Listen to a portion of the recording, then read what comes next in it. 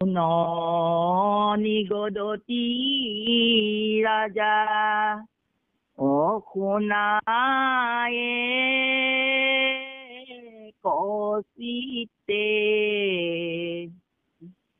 এহি মতে মনু শিক্ষা দেন্ত সমাধিতে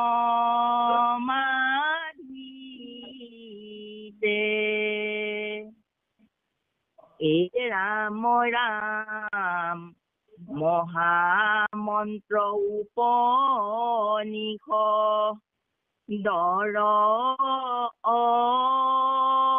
অৰ্থ চয় যদিও বা সাৱধানে মনুৰাজে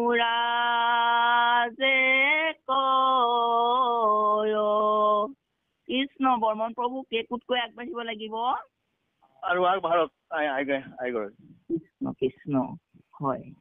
এ ৰাম ৰাম নহি সাৱধানে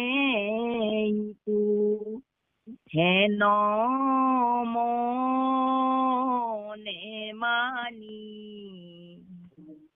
দেখি দুষ্ট সুৰৰাই চখে বোলে বাণী নিদ্ৰাত বিস্মৰণ কিবা নাম ভকত পালক দেৱ ভকত ৰগতি ভকত ৰাখিবে প্ৰতি ভৈলায়ুতপতি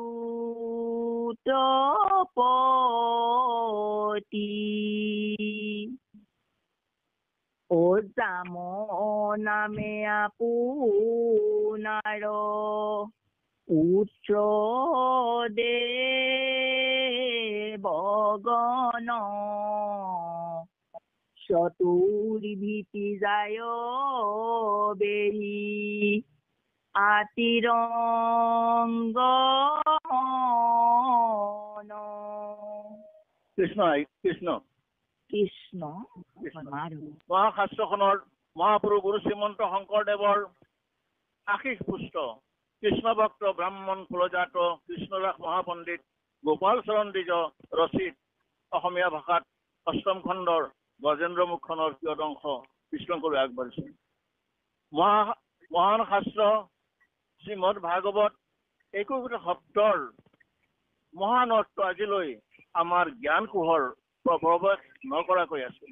মাত্ৰ মহাপুৰুষা ভকতসকলৰ সান্নিধ্যত অলপ বছৰত কিঞ্চিত মানহে জানিব পাৰিছো। ভকত বা বাই সমস্তৰ আশীক লৈ মহাপুৰুষৰ মাধৱ ৰেখাৰ গোসাৰে আপোনাৰ খবৰ কৃপা বিচৰা হৈছে।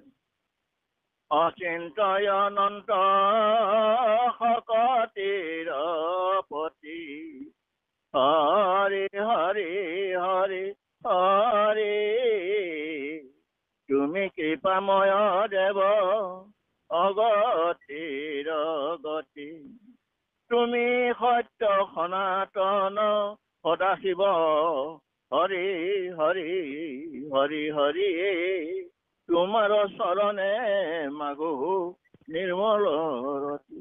এতিয়া আমি বিশ্বাসৰ কৰ্মলৈ আগবাঢ়িছো। জয় জয়তে আমাৰ পাঠকী আই ধনশিৰি জিলাৰ মণিমতী আই গৰাকী আমি সেৱা ধৰিছো। আইগৰাকী আমাক ৰথন চলাই লৈ যাব এই আশা কৰিলো। আজি আমি আমাৰ আইগৰাকীয়ে প্ৰাৰ্থনাটো গাইছে। তথাপি আমি আজি বহুদিনৰ মূৰতে প্ৰায় এবাৰ ভগৱন্তৰ গুণনাম শ্ৰৱণ কীৰ্তন কৰিবলৈ আগবাঢ়িছো। পাঠৰ পূৰ্বে ভগৱন্ত কৃষ্ণৰ 12 আখৰৰ মহামন্ত্ৰ ওম নমো ভগৱতে বাসুদেৱায় স্মৰণ কৰি শ্লোকৰ অকণমান কি কৈছে অকণমান জানিবলৈ বিচাৰিছো। এই প্ৰকাশিত ব্ৰহ্মাণ্ডৰ সৃষ্টি স্থিতি আৰু প্ৰলয়ৰ পৰম কাৰণ ভগৱন্ত প্ৰত্যক্ষ আৰু পৰোক্ষ সমস্ত বস্তু সম্পৰ্কে তেওঁ অৱগত।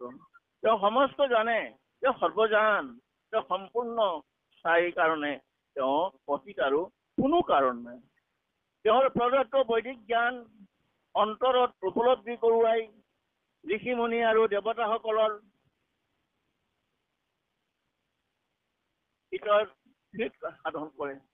কিন্তু অগ্নি, জুই, পানী, মাটি, বায়ুৰ বিলাকে ক্ৰিয়া প্ৰতিক্ৰিয়াৰে সৃষ্টিৰ 3 প্ৰকাৰৰ সত্যস্বৰূপ ক্ৰিয়া প্ৰকাশ কৰিছে। বিশ্ব ব্ৰহ্মাণ্ডৰ সমস্ত বিচিত্ৰতা সহ স্বতঃপূৰ্তভাৱে সদায় প্ৰকাশ কৰিলেও অস্তিত্বহীন কাৰণেই তেওঁৰ মায়াৰে আবৃত কৰি ব্ৰহ্ম উৎপন্ন কৰি ৰাখে। সত্য ৰজ তম গুণেৰে জড় জগত প্ৰকাশিত হল। সেই কাৰণে মই তেওঁক ধ্যান কৰি আছো। আমি সেই অৰ্থভাগিতি পালো। আৰু দ্বিতীয় শ্লোকত আমি পাইছো যে সকামী কৰ্মবোৰ জড় বাসনা অবিৰাশী, সেইকাৰণে কৰ্মকাণ্ড পৰিত্যাগ কৰি এই ভাগৱত শাস্ত্ৰ যি পৰম সত্যক প্ৰকাশ কৰিছে, সেই পৰম সত্যক একমাত্ৰ নিৰ্মল অন্তকৰণে ভক্তসকলে হৃদয়ঙ্গম কৰিব পাৰে, আৰু কোনে নোৱাৰে, অকল ভগতে পাৰে। আৰু এই ৰহস্যময় সত্যক জানিব পাৰিলে ত্ৰিতাপজনিত, আমি সকলো ত্ৰিতাপত জড়িত, এই ত্ৰিতাপজনিত আধ্যাত্মিক, আদি ভৌতিক, আদি দৈবিক জনিত সমস্ত দুখ যন্ত্ৰণা সমূলংশে নাশ হয়। মহামুনি নাৰায়ণদেৱে, মহামুনি ব্যাসদেৱে এই শ্ৰীমদৰ ৰচনা কৰিছিল এই জীৱৰ নিত্য সম্পৰ্ক বিকাশ। আৰু আমি ইয়াৰ শেষত তৃতীয় শ্লোকত দেখিছো নিগম কল্পতৰুকলিতং শ্লোকটো দেখিছো। এই সকলো নিগম কল্পতৰু তাৰো ফল মহাভাগৱত।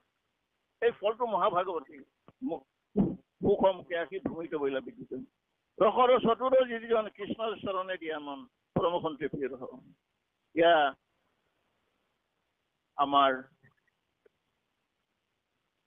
প্ৰাৰ্থনাৰ উপদেশ মাত্ৰ। ভাগৱতৰ আৰম্ভণিতে সেই পাঠভাগী দিছে, আমি তাৰ অৰ্থ চমুকে আমি পাঠৰ মাজলৈ সোমাবলৈ বিচাৰিছো। আজি এই পাঠটো হ'ল গজেন্দ্ৰ মুখ্যন। গজেন্দ্ৰ মুখ্যন বুলি ক'লে, মুখ্য বুলি ক'লে আমি পৰম গতি বুলি গম পাওঁ, তাৰমানে নিৰ্বাণ মুক্তি। কিন্তু মুখ্য আৰু মুখ্যন দুটা শব্দ। মুখ্যন হ'ল এক পৰিত্ৰাণকৰণ, উদ্ধাৰকৰণ কাৰ্য। তেনেকে হাতী উদ্ধাৰ কৰিছিল, গজহস্তি উদ্ধাৰ কৰিছিল। এইটো মুখ্যতা। আৰু মুখ্যতা বুলি ক'লে আকৌ সমস্যা হৈ যাব, আমি মুক্তিদায়িনী অন্য দেৱীলৈ গুচি যাব লাগিব। গতিকে আমি মুখ্যতা নকয়, আমি ক'ব লাগিব মুখ্যমো নহয়, মুখ্যন, অৰ্থাৎ গজেন্দ্ৰ মুখ্যন। আৰু এই পাঠটো শ্ৰীমন্ত শংকৰদেৱে কৃপা কৰি মূল ভাগৱতৰ গজনদ্ৰু উপাখ্যানৰ পৰা সংগৃহীত কৰা হৈছে। আৰু অতি সুললিতভাৱে গুৰুজনাই আমাৰ মাজত প্ৰচাৰ কৰি গৈছে। আমি ভাগৱতৰ কথা কওঁতে অলপ ভয় লাগে আমাৰ, কাৰণ এই ভাগৱত শাস্ত্ৰ গুৰুজনাই ইমান ত্যাগ স্বীকাৰ কৰি জীৱনৰ সাধনা আমাৰ মাজত বিলাই গৈছে, ভকতৰ মাজত। এই শাস্ত্ৰখনৰ সমান আৰু পৃথিৱীৰ কোনো শাস্ত্ৰ নাই। পদ্ম পুৰাণৰ উত্তৰ খণ্ডত মাহাত্ম্য সূচক এটি শ্লোক আছে, তাতে কোৱা হৈছে শ্ৰীমদ ভাগৱতে জ্ঞাতং প্ৰত্যক্ষং কৃষ্ণ এৱহি। অৰ্থাৎ শ্ৰী ভাগৱত সাক্ষাৎ কৃষ্ণহে বাংময়ী মূৰ্তি, কৃষ্ণৰ বাংময়ী শাস্ত্ৰ, বাক্যৰূপ শাস্ত্ৰ। তাতে আকৌ কৈ দিছে যে এই শাস্ত্ৰখন ইমান পবিত্ৰ, তাতে কোৱা হৈছে তেনেহং বাংময়ী মূৰ্তি প্ৰত্যেক বৰ্ততে হৰে সেৱনাথ শ্ৰৱণাথ পাঠদৰ্শনাথ পাপন আছিল। ইমান আচৰিত কথা। এই শাস্ত্ৰখন অকল সেৱা কৰিলেই আমি আগবাঢ়ি যাব পাৰো কৰ্মত। তাই বাৰু অকল শ্ৰৱণ কৰো, যে শুনি থাকেও তথাপি আমাৰ কামত আহে, আমাৰ কৰ্ণত প্ৰৱেশ কৰে। আৰু দৰ্শন কৰিলো, চালেও আমাৰ পুণ্য পাপ নাশ হয়। কিমান মহান শাস্ত্ৰখন আমাক দি গৈছে গুৰুজনাই। সেইটো আমি ভাবিলে আমি আচৰিত হওঁ। কাৰণ সেইকাৰণে অতি পদ্মপুৰাণত বুজাই দিছে যে এই আগত সেৱা কৰা, সকলোৱে সেৱা কৰা, আৰু সেৱা কৰিব নোৱাৰে অন্ততঃ শুনা আৰু পাৰিলে পঢ়া আৰু এবাৰ চোৱা। কাৰণ আমি এই শাস্ত্ৰখন আমাৰ গুৰু আসনতে আমি প্ৰতিষ্ঠা কৰোঁ। যিকোনো এনে মহান শাস্ত্ৰভাগ আমি অধ্যয়ন কৰোঁতে নিশ্চয় আমাৰ মানে অপৰাধ হ'ব। আজি আমাৰ আইগৰাকী অতি সুৰহিত সুৰৰে এই আগবাঢ়ি কৰিছে। তাতে আমি দেখিছোঁ সুখমণিয়ে ৰজা পৰীক্ষিতক এইবোৰ কথা কৈ আছে। 7 দিনৰ মাত্ৰ আছে, সেই 7 দিনৰ ভিতৰতে তেওঁ যি মহা উপদেশ দিছে সেইটো আমি উপনিষদ এই ধৰণে পাওঁ। কাৰণ উপনিষদৰ এই কথাবোৰ বৰ্ণনা কৰি মনুসকলে যি শিক্ষা দিছে সেইটো আমি চাব লগা হৈছে। আমি উপনিষদ আমাৰ অতি উপনিষদবোৰ আমি জানিব লাগিব। বস্তু কি উপনিষদ বেদৰ গুপ্ত বস্তু আছিল। উপনিষদৰ প্ৰকাশ কৰি কৰিছিল গোটেইখিনি কথা। উপনিষদ সম্বন্ধে শাস্ত্ৰই কৈছে উপশমিপং নিষাদন্তয়ন্তি গময়াতীতা উপনিষ্য পাশকং নাম ইতি। উপশমিকং নিষাদয়তি গময়াতীতং উপনিষদ বাসক নাম ইতি। প্ৰণৱ মন্ত্ৰ অৰ্থাৎ ওমকাৰ, যাৰ গুপ্ত উচ্চলৈ তাৰ গুপ্ত নাম হল ওম। সেই অব্যক্ত পৰম শক্তিৰ ওচৰলৈ যোৱাৰ বাবে যি শাস্ত্ৰই পথ দেখুৱায় সেই উপনিষদ। আৰু এই উপনিষদ মহামন্ত্ৰ হিচাপে লৈ মনুসকলে শিক্ষা দিছে আমাক। সাৱধানে কৈ শুনিবলৈ কৈছে। আমাৰ উপলব্ধি এই বেদান্ত, এই বেদান্ত বেদৰ জ্ঞান মাৰ্গৰ শেষ স্তৰ হল বেদান্ত। উপনিষদ বা বেদান্ত ধৰ্মগ্ৰন্থ নহয় প্ৰকৃততে। কাৰণ বেদান্তৰ কোনো ধৰ্মৰ ধাৰা স্থাপনৰ নীতি নিৰ্দেশ কৰা নাই। উপনিষদ ভাৰতীয় আত্মিকতাবাদী হৰদৰ্শনৰ উৎস। দৰ্শন শাস্ত্ৰৰ সংখ্যা হল 6খন। সাংখ্য দৰ্শন, পাতঞ্জল দৰ্শন, মীমাংসা দৰ্শন, ন্যায় দৰ্শন, বৈশেষিক দৰ্শন, বেদান্ত দৰ্শন। প্ৰকৃতিৰ উপনিষদে নিজে সম্পূৰ্ণ দৰ্শন শাস্ত্ৰ নহলেও আচাৰ্যসকলে এই শাস্ত্ৰক ঋষিসকলে বা আচাৰ্যসকলে নিজৰ শিষ্যসকলক যোগ্যতা অনুসৰি পৃথক পৃথকে বিশ্ব চৰাচৰৰ মূল কাৰণ ব্ৰহ্মৰ সম্পৰ্কে জ্ঞান দিবৰ বাবে ধৰা ব্যাখ্যা সন্নিৱিষ্ট হৈ আছে। কিমান সহজ সৰলভাৱে ব্যাখ্যা কৰি দিছে সকলোৱে বুজিব পৰাকৈ। এই ব্ৰহ্ম সম্বন্ধে কোৱা হৈছে ন জায়তে ম্ৰিয়তে বা বিপশ্চিনায়ং পুতাশ্চিন্ন ভুভ কস্মিত অজু নিত্যং শাশ্বত হয়ং পুৰাণো ন হন্যতে হন্যমানে শৰীৰে হস্তাচেত মন্যতে হস্তং হতাশে মন্যতে হতম উভৌ তৌ ন বিজ্ঞানিত নায়ং হস্তিৰ হন্যতে। উপনিষদৰ আত্মা তথা ব্ৰহ্ম সম্বন্ধীয় এই বিবৃতিৰ লগত গীতাৰ সাংখ্য যুগৰ সম্পৰ্ক আছে। গীতাৰ আমি সাংখ্য যুগৰ 19-20 সংখ্য যুগৰ তুলনা কৰিব পাৰিম। এই ব্ৰহ্ম অতুলনীয় অৰ্থাৎ ক্ষুদ্ৰতকৈ ক্ষুদ্ৰ আৰু মহাতো মহিয়ান, বিশালতকৈ বিশাল। ব্ৰহ্মতকৈ একো বিশাল থাকিব নোৱাৰে আৰু ব্ৰহ্মতকৈ একো ক্ষুদ্ৰও থাকিব নোৱাৰে। কি আচৰিত কথা! ইমান সহজ সৰলভাৱে আমাৰ গুৰুজনাই জ্ঞান দান দি দিছে। সমস্ত জগতেই ব্ৰহ্ম। সেইবাবে ব্ৰহ্মময় জগত। এই ব্ৰহ্ম এক নিশ্চল, মনত ৰৈ বেছি বেগী, ইমান বেগী কটুবোৰেৰে নচিকেতাৰ আগত যমে নচিকেতাৰ প্ৰশ্নৰ উত্তৰ কৈছিল যে সকলোৰে ক্ষয় আছে, মৃত্যু আছে, কেৱল ভয় আৰু মৃত্যু নাই, আত্মাৰ ব্ৰহ্ম। সাধনাৰ শেষ লক্ষ্য হ'ল সেই আত্মা বা ব্ৰহ্ম। এই ব্ৰহ্ম স্বয়ম্ভু নিজেই সৃষ্টি হৈছে। ব্ৰহ্মৰ কোনো স্ৰষ্টা নাই। আত্মাৰ অবিনিশ্বৰ নিষ্কাম কৰ্মযোগ আৰু ভক্তি যুগৰ ওচৰত আত্মসমৰ্পণ এই গীতাৰ মৰ্মবাণী। তেনে গীতাত ব্যাখ্যা কৰি কোৱা হৈছে, সৰ্বৌপনিষদুগাব দুগ্ধা গোপালনন্দনম পাৰ্থ ভক্ত সুধী ভুক্তা দুগ্ধম গীতামৃতমহৎ। আটাকে মাধৱৰীয়ে নামঘৰত আৰু সৰল কৰি কৈছে, সকলো উপনিষদ ধেনু দুগ্ধা ভৈলা তাৰ নন্দ সুত, তাৰ বস্ত্ৰ ভৈল কুন্তি সুত ধনঞ্জয়, দুগ্ধ ভৈলা মহাগীতামৃত কৃষ্ণৰ চৰণে দিয়া চিত্ৰ, সুবুদ্ধিসকলে সন্তোষে পান কৰে। ভগৱানে যজ্ঞৰূপ ধৰি তেওঁৰ সকলো জানি জগতৰ অন্তকাৰী অসুৰবোৰক তেওঁৰ পুত্ৰসকলে যেতিয়া তেওঁৰ নাম লৈ যি দেৱতাসকল আছিল, ৰাক্ষসবোৰে তেওঁলোক আক্ৰমণ কৰি নিঃশেষ কৰিব বিচাৰিছিল।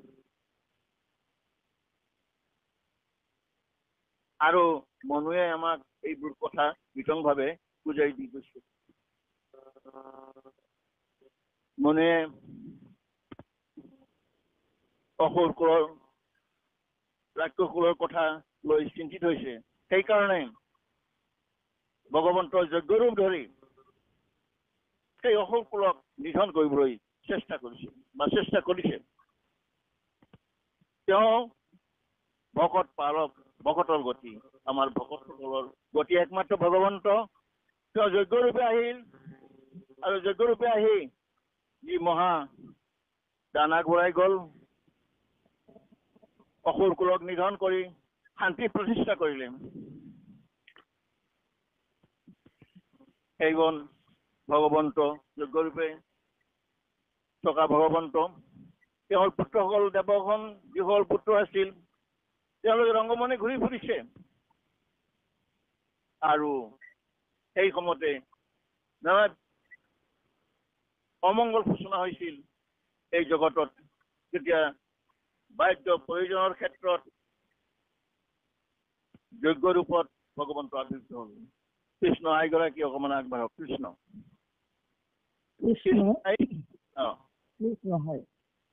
এ ৰাম ৰাম ভক্ত দ্ৰোহী অসুৰৰাই,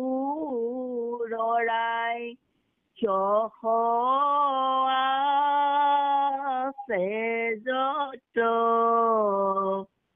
নিশেষে বধিলা প্ৰভু, সুনন্দা তীৰত। ও আপুনি ভৈলন্ত ইন্দ্ৰ, স্বৰ্গ মাজে যাই, আত কিছু যুগুতিষু নিয়ম হাৰায়।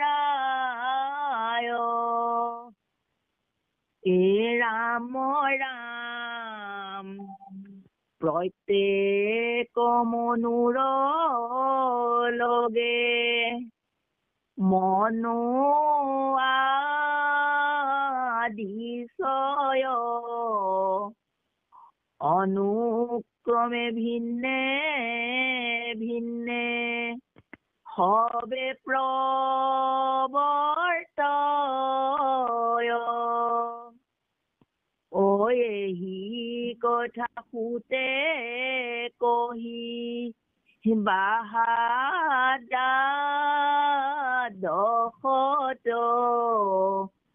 মনন্তৰ ছয় বিধ, কহয় সাম্প্ৰদায়। প্ৰয়ত কৃষ্ণ কৃষ্ণ আৰু কৃষ্ণ ইমান অসুৰ কুলক পাইছিল যজ্ঞৰূপে, ইমান ৰাক্ষস আছে, ইমান দুষ্ট প্ৰকৃতিৰ ৰাক্ষসবোৰ আছে, তেওঁ সেইসকলক সুনন্দা নদীৰ তীৰত নিশেষ কৰি উৎপাত কৰিব বিচাৰিছিল, উৎপাত কৰিব পৰা নাই।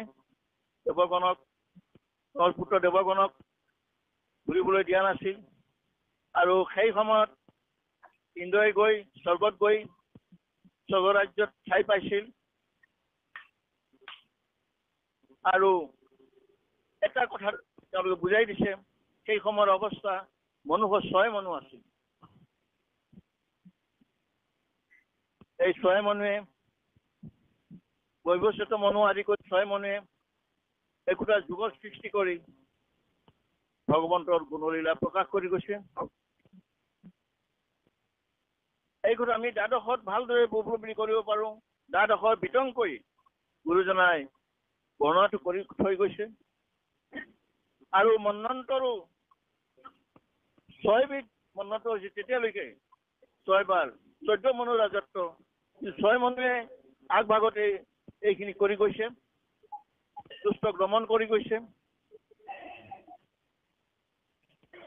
আৰু মোৰ ঋষিৰ প্ৰণয়বোৰ ইন্দ্ৰসমে মনুষ্য প্ৰণয়ে আৰু সেই পুত্ৰগণক দেৱতা ৰক্ষা কৰাৰ কাৰণে পুৰণা নদীৰ তীৰত তেওঁৰ দৈৱী শক্তিৰে সমস্ত অসুৰক নিধন কৰিছিল।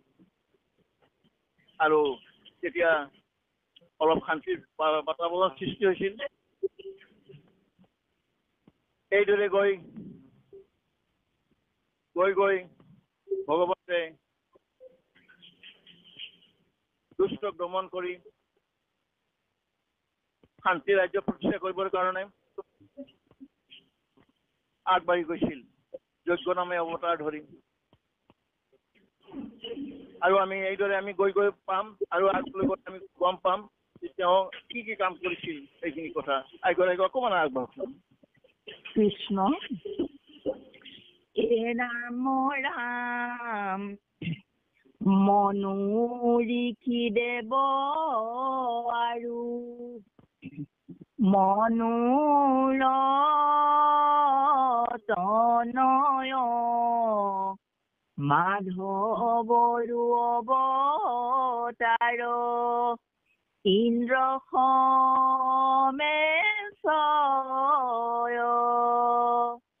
ও আদ্য মনুষায়ম ভুৱ তান দুইসুত কনিষ্ঠ উত্তান পাদ জ্যেষ্ঠ প্ৰিয় ব্ৰত এ ৰাম ৰাম যত দেৱগণ তাৰ যাম হে নাম মৰিষি প্ৰমুখ্যে সপ্ত ঋষি অনুপাম এ ৰাম ঈশ্বৰ কৃষ্ণ দৈব্য নাম অৱতাৰ ইন্দ্ৰ হৈলো তেন্তে তিনি ত্ৰৈলোক্যতে সাৰ কৃষ্ণ কৃষ্ণ মনু ঋষিয়ে দেৱ আৰু দেৱতাসকলৰ জন্ম হৈছিল। মনুৰ প্ৰণয়সকল জাম নামে দেৱতাসকল আৰু মাধৱৰ অৱতাৰ ইন্দ্ৰ সময় হ'ব পাৰিছিল।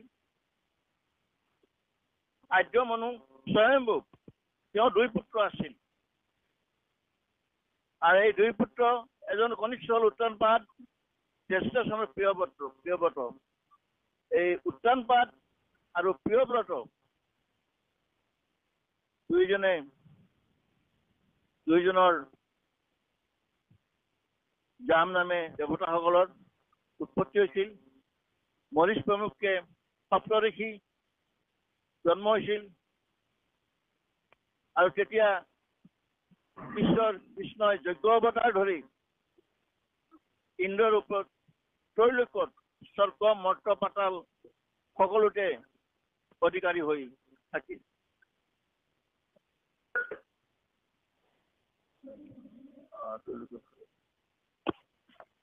কৃষ্ণ আৰু অকমান আগবাঢ়ক। কৃষ্ণ হে ৰাম ৰাম হেতে কেহে 500 বিন্দু সিটো মন উত্তৰ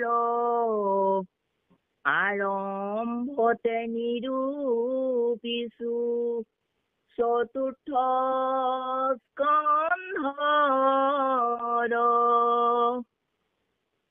2, 3, 4 গোটা মনন্তৰ কাল তাতো 6 বিন্দু আছে সোণামহি পাল এ ৰাম ৰাম ভৈলন্ত দ্বিতীয় মনু অগ্নিৰঞ্জন চাৰু শিখ নাম তান সোণাপুত্ৰ গণ এ ৰাম দৈমত কুশেন ৰুচি স্মত আদি কৰি ইন্দ্ৰ কৰোচন হেন ডাকে নাম ধৰি এ ৰাম দূষিতাদি দেৱ গণ সূৰ্য শান্তৰিষি মুখে উচ্চাৰন্ত বেদ মনত হৰিষি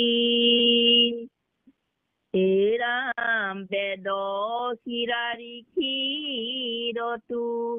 সীতা ভাৰ যাবইলা বিভু নামে ভগৱন্ত তাহাতে জন্মিলা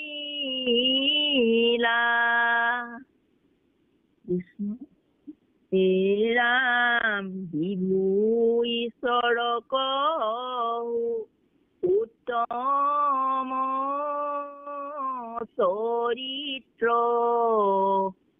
সাৱধানে শুনিও বাপ পৰীক্ষিত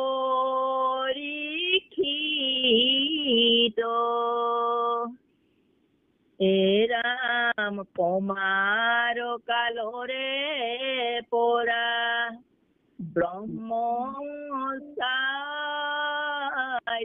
ভৈলা মুনি সবু আশীজাত ব্ৰতক শিখিলা কৃষ্ণ কৃষ্ণ আৰু কৃষ্ণ চতুৰ্থ স্কন্ধটো আমি এই সম্বন্ধে 4 গোটা মন্বন্তৰ কাল আমি পাইছো। তাতে পৃথিৱীৰ ৰক্ষক হিচাপে মহিপাল, আবিৰ্ভাৱ হৈছিল।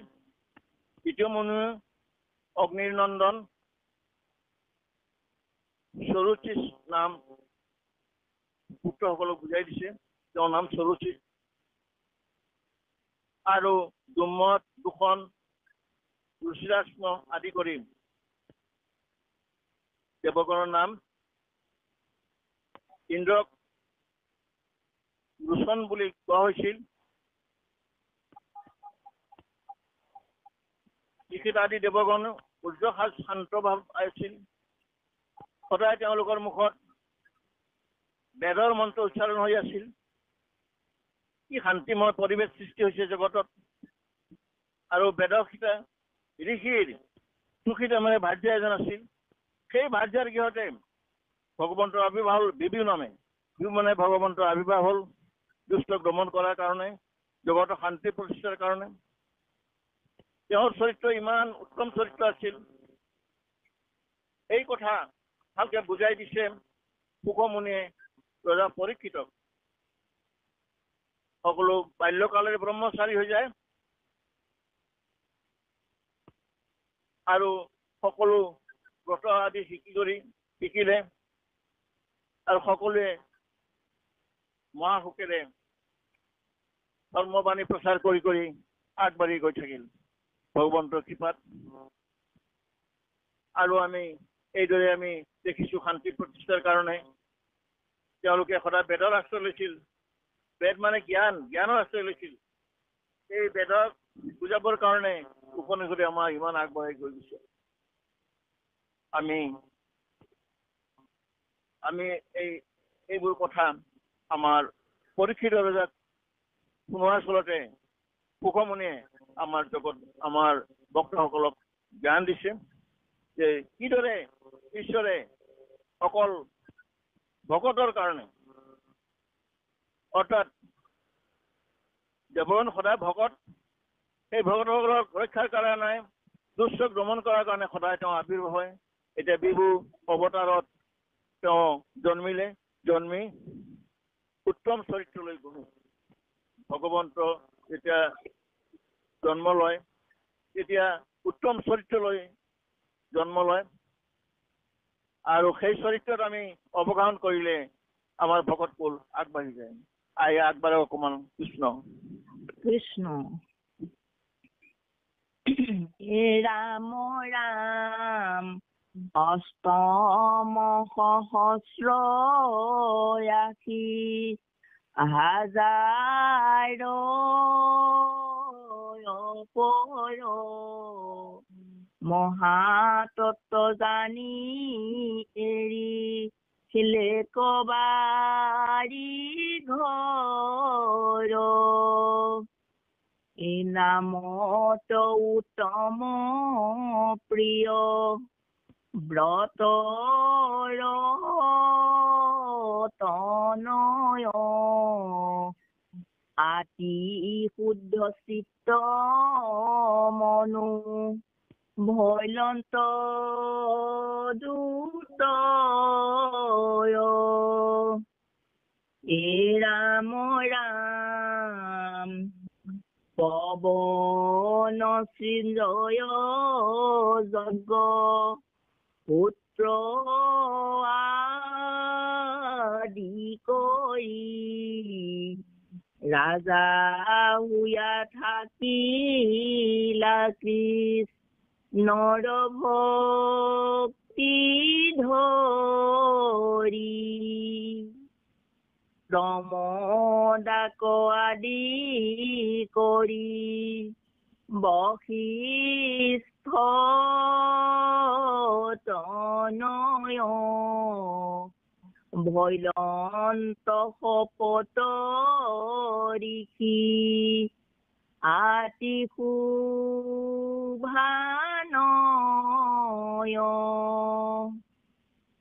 এ ৰাম ৰাম সত্য বেদ শ্ৰুত ভদ্ৰ আদি দেৱচয় সত্য জিত নাম হেন ইন্দ্ৰক বোলয়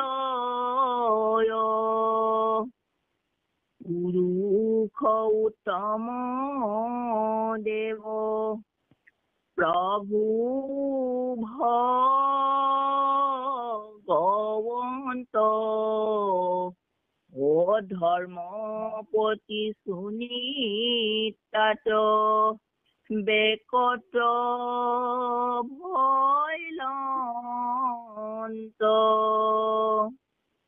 কৃষ্ণ কৃষ্ণ আৰু হয় মুনিৰ পুত্ৰসকল এনেকে শান্তশিষ্ট হৈছে। আমি সকলোৱে আশা কৰোঁ সেনেকে আমাৰ পুত্ৰ সন্তান হওক, আমাৰ সতীসন্ততি সেনেকে হওক। তেওঁলোকে সেই ঋষি পুত্ৰসকলে মনুপুত্ৰসকলে তত্ত্ব জানি পেলাই বছৰে বছৰ কিমান বছৰ অষ্টসহস্ৰ বছৰ পৰ্যন্ত ঘূৰি ঘৰ বাৰী এৰি তেওঁলোকে তত্ত্ব জানিবৰ কাৰণে তত্ত্ব জানিলে, ভগৱন্তৰ তত্ত্ব জানিলে তাতে ধ্যানত মগ্ন হৈ থাকিল। প্ৰিয়ৱতৰ তনয় সেইসকলে তেওঁলোকৰ ইমান ক্ষুদ্ৰ চিত্ৰ পুত্ৰসকলৰ আৰু সেই সূত্ৰত তেওঁলোকৰ গুণৰ কাৰণে, পিতৃৰ গুণৰ কাৰণে পুত্ৰবোৰ সকলো শান্তশিষ্ট হ'ল, ধৰ্মমতী হ'ল। ইমান যজ্ঞত ঋষিসকল আছিল, পৱন সঞ্জয় যজ্ঞত আছিল। সকলোৱে ৰজা হ'ল, ৰজা হৈ অকল কৃষ্ণ ভক্তি। সেই সময়ত ইমান পৃথিৱীত ইমান শান্তি, পৃথিৱীত অকল ধৰ্মমতী ৰজাসকলৰ, কৃষ্ণ ভক্ত ৰজাসকলৰ আৱিৰ্ভাৱ হৈছিল। তেওঁলোকে ইমান আনন্দমতে প্ৰজাক শান্তি দিছিল। প্ৰমোদ আদি বশিষ্ঠৰ তনয়বোৰো এনেকে সুশিষ্ট তনয় হৈছিল। সকলো ঋষিসকল জন্ম লৈয়ে আমাৰ সকলো ঋষি ভাৱ সদায় ঈশ্বৰ ভক্তি হৈছিল। আৰু দেৱতাসকল সেই সময়তে দেৱতাসকলৰ আচাৰ আচৰণ অতি উত্তম আছিল। আৰু এটা সময়ত সত্যজিৎ নামে আমি ইন্দ্ৰকে গম পাওঁ, তেওঁৰ নাম এটা সত্যজিতো আছিল। ভগৱন্তই তেওঁ পুৰুষৰ উত্তম পুৰুষ আছিল। তেওঁ ধৰ্মপতি সুনিতাক যেতিয়া আৱিৰ্ভাৱ হ'ল, তাতে সত্যজিৎ নামে তেওঁ জগত প্ৰখ্যাত হৈ উঠিল। সত্যব্ৰত আদি ভাতৃগণ আছে যিমান, কৃষ্ণ হোৱা নাই বাপ হেৰ কৃষ্ণ আগবাঢ়ক। কৃষ্ণ হয়। এ ৰাম ৰাম সত্যজিত নামে ভৈলা জগতে প্ৰখ্যাত সত্যব্ৰত আদি ভাতৃ গণ আছে যত সত্যজিত ইন্দ্ৰ ৰস হায় হৰি দক্ষ ৰাক্ষসক বধি লন্ত লীলা কৰি এ ৰাম ৰাম দুৰাচাৰে মিছা মাতে প্ৰাণী দ্ৰোহ কৰে হৱাকে বধিয়া প্ৰভু নীলাতম ঘৰে এ ৰাম ভৈলন্ত চতুৰ্থ মনু উত্তম ভাই নামত তামুখ গুণ কহন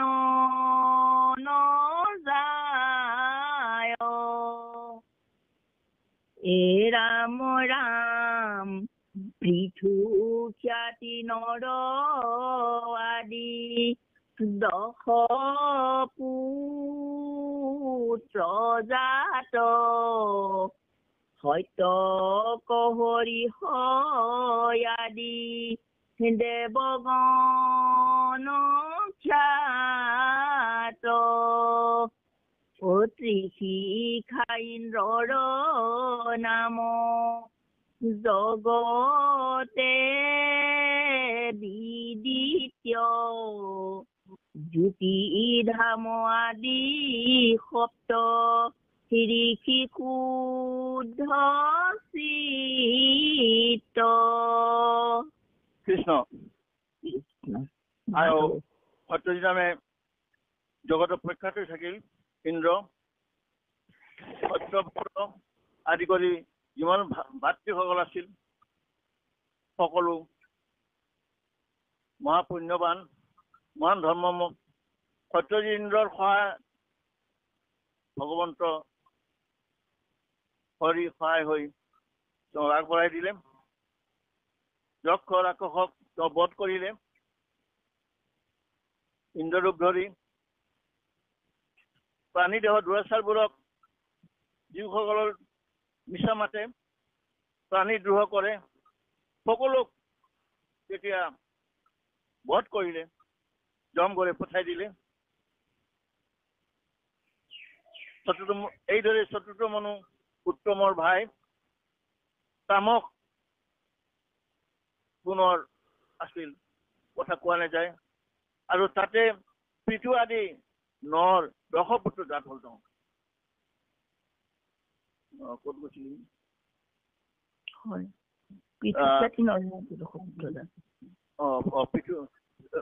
পৃথু খ্যাতি নৰ 10 পুত্ৰ জাত হ'ল 10 জন হৰিহৰ আদি দেৱগণ তাত তেওঁলোকৰ নাম খ্যাত হ'ল এবং খ্যাতিবান ত্ৰিশিখা ইন্দ্ৰৰ নাম যেতিয়া ইন্দ্ৰৰ নাম ত্ৰিশিখা জ্যোতিৰ্ধাম আদি সপ্তঋষি শুদ্ধ চিত্ৰ সপ্তঋষি আহিল এইটো হোৱা নাই নেকি কৃষ্ণ সেইফালে হৈছে মহাপৰাক্ৰমী দেৱতাসকল যেতিয়া মহাপৰাক্ৰম হৈ আছিল যিসকল জন্ম গ্ৰহণ কৰিছিল সকলো মহাপৰাক্ৰমী কাৰণ তেওঁলোকৰ ধৰ্মত আছিল ঈশ্বৰৰ সহায়ত তেওঁলোকে দুৰাচাৰসকলক বধ কৰিছিল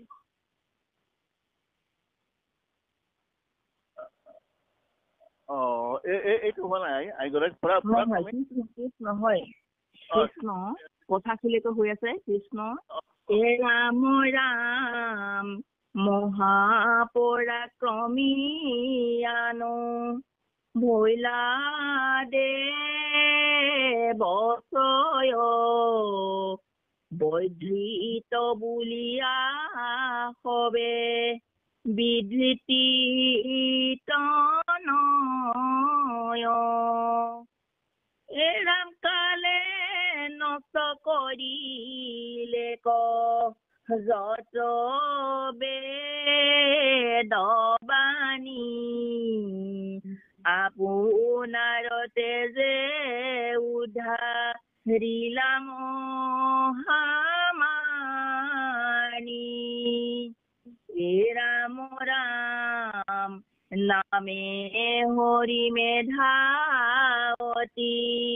হয় শুদ্ধ চিত হৰি নিতাহানে পত্নী আতি সুচৰিত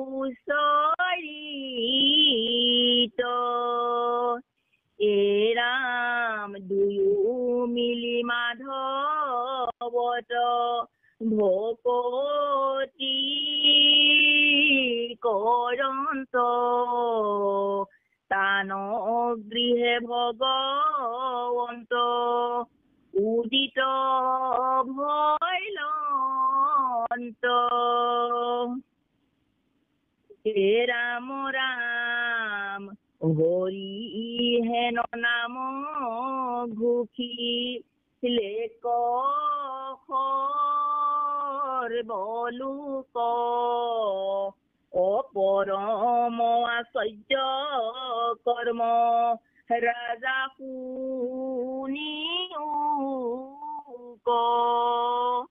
অজিতো প্ৰভু হৰিয়ে গ্ৰাহৰ শ্ৰীমুখ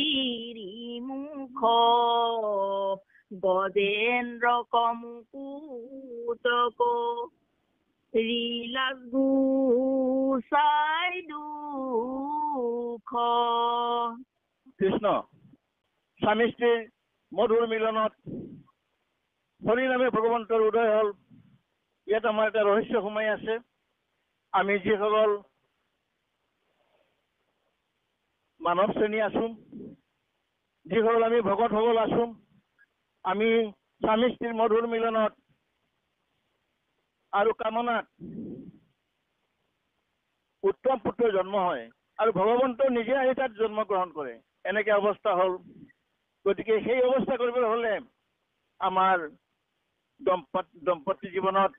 দাম্পত্য জীৱনত আমি স্বামী স্ত্ৰী মিলি কামনা কৰিলে ভাল পুত্ৰ হয়। যেনেকে হিৰণ্যকশিপুৰ পুত্ৰ প্ৰহ্লাদে সেই সময়ত ক্ষুদ্ৰ চিত্তেৰে জন্মগ্ৰহণ কৰি প্ৰহ্লাদ নামেৰে জগত খ্যাত কৰিছে। আৰু আমি প্ৰতিজন মানুহে আমি সকলো কৰ্ম কৰোঁতে যাতে ভগৱন্তৰ নাম লৈ কৰোঁ আৰু সময়টো বিচাৰিব লাগিব। সেই সময় বিচাৰি আমি আগবাঢ়ি গ'লে আমাৰ ভগৱন্তৰ তেতিয়া হৰি নামে অৱতাৰ হৈ যিটো দেখুৱালে, সেইটো আমাৰ আজিৰ মূল কথাতে আহি গৈছে। গজেন্দ্ৰ মুখখনৰ ওচৰ পাইছেহি আৰু সেই সময়ত তেওঁ হৰি অৱতাৰ যেতিয়া ল'লে, আৰু আমি আমাৰ ল'ৰা ছোৱালী সদায় ভাল হ'ব, ভগৱন্তৰ নিচিনা হ'ব, সেইটো আমাৰ কামনাৰ ওপৰত নিৰ্ভৰ কৰে। আমাৰ আচাৰ ব্যৱহাৰ আদিৰ ওপৰত নিৰ্ভৰ কৰি আছে আমাৰ প্ৰজন্মৰ কথা। এই কথাটো আমি কোনো ঠাই আমি যেতিয়া শৰণ কাৰ্য যাওঁ, আমি কওঁ যে যিসকলে শৰণ লয় সেইসকলে এটা দিন বছৰত এবাৰো নিজৰ গৃহতে ভাগৱত পাঠ কৰক। আৰু বিশেষকৈ যিসকল গৰ্ভৱতী মহিলা আছে, বাপসকলে তেওঁলোকক সেই সুবিধা দি ভাগৱত শ্ৰৱণ কৰাব লাগে। তেতিয়াহে শুদ্ধমতী হয় আৰু ল'ৰা ছোৱালীবোৰ শুদ্ধ হয়। ল'ৰা হওক ছোৱালী হওক সকলো শ্ৰেষ্ঠতৰ হয়। গতিকে এই ভাৱটো আমাৰ ইয়াত আমি গম পালো যে হৰি অৱতাৰ হৈ তেওঁ কৰিলে কি, গজেন্দ্ৰক উদ্ধাৰ কৰিলে। কাৰণ সদায় কৃষ্ণ ভ্ৰমণ, কৃষ্ণক পালন কৰা আমাৰ সকলো মানৱৰ কৰ্তব্য হ'ব লাগে। এতিয়া গজেন্দ্ৰৰ উপাখ্যানত গজেন্দ্ৰ মুকুট কৰিলে হৰি অৱতাৰ হৈ। সকলোৱে কৈছে হৰি অৱতাৰ হৈছে। এতিয়া হৰি অৱতাৰ কি হৈছে তেওঁ দেখুৱাই দিলে। হৰি অৱতাৰ হৰি নামৰ মহাত্ম্যটো দেখুৱাই দিলে আৰু গজেন্দ্ৰ মুকুট কৰিলে। গজেন্দ্ৰ হ'ল এনেকে গজ ইন্দ্ৰ গজেন্দ্ৰ। গজ মানে হাতী আৰু ইন্দ্ৰ হ'ল দেৱতাৰ ৰজা, গজেন্দ্ৰ মানে হাতীৰ ৰজা।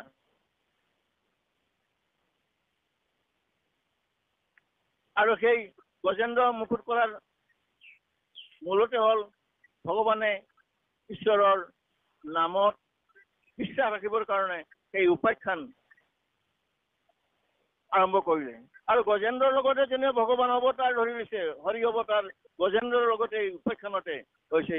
আজি গজেন্দ্ৰ মুখখনত এইটো আদি সত্য কথা ওলাইছে যে গজেন্দ্ৰ উপাখ্যানত হৰিৰ নাম ললে মানে কেনেকে বিপদৰ পৰা আঁতৰ হয় সেই কথাটো বুজাই দিছে। গজেন্দ্ৰ আখ্যানত আধ্যাত্মিক বিচাৰ দেখিবলৈ পোৱা যায়। মহাপুৰুষ শ্ৰীমন্ত শংকৰদেৱে সমস্ত মানৱ জাতিক ঐক্য শান্তি প্ৰগতিৰ বাট মুকলি কৰি একেখন ধৰ্মৰ পৰা সমবেত হৈ একেডালি এনাজৰিত বান্ধ খাই থাকিবলৈ, সুখে শান্তিৰে বসবাস কৰি মানৱ জীৱন সাৰ্থক কৰিবলৈ নাৰায়ণৰ দৃষ্টিভংগীৰে অসমীয়া জাতি সত্তাক গঢ় দি অবা নৰলোক হৰি ভজিওক বুলি মানৱ জাতিক সমস্ত জীৱৰ অৰ্থাৎ উৰণ ভূৰণ গজন ভ্ৰমণ জীৱসমূহৰ ভিতৰত শ্ৰেষ্ঠ জীৱ হিচাপে বৰ্তাই ৰাখিবলৈ গজেন্দ্ৰ উপাখ্যান ৰচনা কৰিছিল। আৰু গজেন্দ্ৰ কেনেকৈ উদ্ধাৰ কৰিলে, মুকুট কৰিলে, সেইটো এটা আজিৰ এই পাতত আজি গজেন্দ্ৰ মুখখন অতি ধুনীয়াকৈ সাজিছে। এই গজেন্দ্ৰ উপাখ্যান ৰচনা কৰি জগতৰ ওপৰত সাজি গৈছে। আমি যদি পঞ্চদশ শতিকালৈ মন কৰোঁ, ইয়াত ক'বলৈ মন গৈছে, আমি যেতিয়া পঞ্চদশ শতিকালৈ মন কৰোঁ তেতিয়া দেখা পাওঁ অসমীয়া জাতীয় জীৱনত এটা শতক বুলি ক'ব পাৰি। সেই সময়ত আমাৰ এই অসমত আনৰ কথাত ক'লোঁ, আমাৰ অসমতে একক ৰূপত অসমীয়া জাতি সত্তাক গঢ় লৈ উঠাই নাছিল বুলি ক'ব পাৰি। তেতিয়া অসমত সৰু বৰ ভিন ভিন জাতি গোষ্ঠীয়ে শাসন কৰা ভূঞাসকল আছিল, কছাৰীসকল আছিল, কোচসকল আছিল, চুতীয়াসকল আছিল, মৰাণ আছিল, মটক আহোম আদি সৰু ডাঙৰ বিভিন্ন ৰজাই সামগ্ৰীৰ ওপৰত অসম ৰাজ্যত স্বীকৃতি পোৱা নাছিল। এনেকে বিশৃংখলাৰ মাজত ৰজাবোৰ চলিছিল, ভাগে ভাগে থাকিল। বিশেষকৈ ভিন্ন ভিন্ন ৰাজ্যত ভিন্ন ভিন্ন জাতি আছিল আৰু বিচ্ছিন্ন হৈ থকা মানুহখিনিৰ আচাৰ নীতি ধৰ্ম মতো সুকীয়া আছিল। এটা সময়ত পঞ্চদশ শতিকাৰ কথা, কিন্তু গুৰুজনাৰ কৃপাত আমি কিমান আগবাঢ়ি গৈছো, গুৰুজনে আমাক কিমান শক্তি দি দিছে। আমি পঞ্চদশলৈ চালে গম পাওঁ, কোনোবাই যদি শিৱক আৰাধনা দেৱতা বুলি পুজিছে, কোনোবাই শক্তিক, কোনোবাই সৌৰক, কোনোবাই গণেশক আদি কৰি বিভিন্ন দেৱ দেৱীৰ পূজা আৰাধনা কৰিছে, কোনোবাই গণতান্ত্ৰিক মতে কাম কাজ পৰিচালনা কৰিছে, কাৰো লগত কাৰো মিল নাছিল। আকৌ আমি চাওঁ বৌদ্ধ ধৰ্মৰ ফালৰি কাটি গ'ল। The person you are speaking with has put your call on hold. Please stay on the line. फालरी काटी आप जिस व्यक्ति से बात कर रहे हैं उसने has put your call on hold. Please stay on the line. ফালৰি কাটি মহাজানী বৌদ্ধতান্ত্ৰিক প্ৰক্ৰিয়াৰে নানা জনৰ ওপৰত প্ৰভাৱ পেলাইছিল। এটা সময়ত সাধাৰণ জনতাৰ অজ্ঞতাৰ সুযোগ লৈ এছাম মধ্যযুগীয় উদ্যোগত আও বাটে যোৱাৰ উপক্ৰম হৈছিল। ধৰ্মৰ নামত পশু বলি হৈছিল, ধৰ্মৰ নামত নৰবলি হৈছিল, অবিশ্বাস চলিছিল, দেৱীশ্বাস চলিছিল, যৌনতা চলিছিল। এইবোৰ স্বীকৃতি লাভ কৰিছিল তেতিয়া পঞ্চদশ শতিকাত। কিন্তু আমি কিমান ভাগ্যৱান, আজি আমি কিমান বুদ্ধৰা আগবাঢ়ি গৈছো। ধৰ্মৰ ক্ষেত্ৰত নানান বিশৃংখলাৰ সময়ত সমাজক নতুন বাটৰ পোহৰ দেখুৱাবলৈ 1949 খ্ৰীষ্টাব্দত মহাপুৰুষ শ্ৰীমন্ত শংকৰদেৱৰ জন্ম হৈছিল। এই অসমৰ নগাঁও জিলাৰ আলিপুখুৰীৰ বৰদোৱাত। আমি তেতিয়াই গম পাইছো যেতিয়া শংকৰদেৱৰ চৰিতবোৰে কৈছে যে আন বাৰ অৱতাৰ ধৰন্ত ঈশ্বৰ কৃষ্ণই হৰিবাক পৃথিৱীৰ ভাৰ অন্তৰ্জাতি পতিতৰ কাৰণ হেতু ইবাৰ ভৈল অৱতাৰ। আৰু সেই সময়ত এনেকুৱা অৱস্থা আছিল, দৈত্যৰে ঠাকুৰে বুজাই দি কৈছে গজেন্দ্ৰ উপাখ্যানৰ সেই সময়ৰ কথা কেনেকে আহিল আৰু কেনেকে মানুহ উদ্ধাৰ হয়। দৈত্যৰে ঠাকুৰে স্পষ্টভাৱে কৈ গৈছে, এই তেতিয়া পঞ্চদশ শতিকাত এই ৰাজ্যত কোনো ভকতেই নাছিল।